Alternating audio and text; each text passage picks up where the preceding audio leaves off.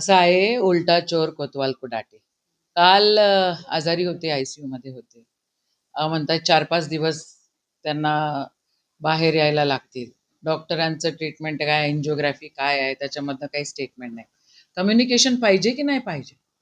आणि जर तुम्ही तयार असाल, चला या फील्डमध्ये, चला या लवकर. उद्या या आणि सुरुवात करा. 4-5 दिवस राहिलेले इलेक्शनला. या, निघा बाहेर. कशासाठी नाटकं करताय हॉस्पिटलमध्ये हे करायची?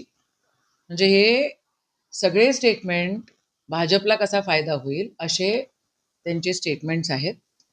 आणि हे काय न पटण्यासारखी गोष्ट आहे, चीड येण्यासारखी गोष्ट आहे. आपल्याच पक्षाची प्रतिमा त्यांच्या स्टेटमेंटवर मी प्रत्येक गोष्टीवर बोललं पाहिजे अशातला काही भाग नाही. त्यांची काय आहे कुवत हे आता सगळेजण बघतायत.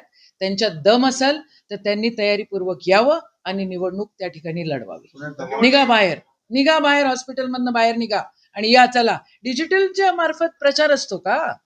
प्रचार असतो का? इथं बालिशपणा आहे ना. कसलं डिजिटल? व्यक्तिगत आम्ही त्यांना 77 आमचे जे उमेदवार होते काँग्रेसचे, त्यांच्यासोबत भेट घालून दिलेली होती. स्थानिक उमेदवारावर त्या ठिकाणी जो काही रोष होता तो आहेच. आणि आम्ही त्यांना पूर्णपणे सगळेजण, जिल्हाध्यक्ष असो, शहरचे अध्यक्ष असो, विरोधी पक्ष नेता असो महानगरपालिकेचे, आम्ही सगळेजण मिळून त्यांना हिंमत देत होतो. एकाएकी माणूस गायब होते, कधी सुनील दादांवर आरोप करते, मला फोन लावते, कधी काय करते. दिस इज नॉट डन. तुम्हाला जर निवडणूक लढायची असेल, चला बाहेर निघा आणि या इथं अमरावतीला.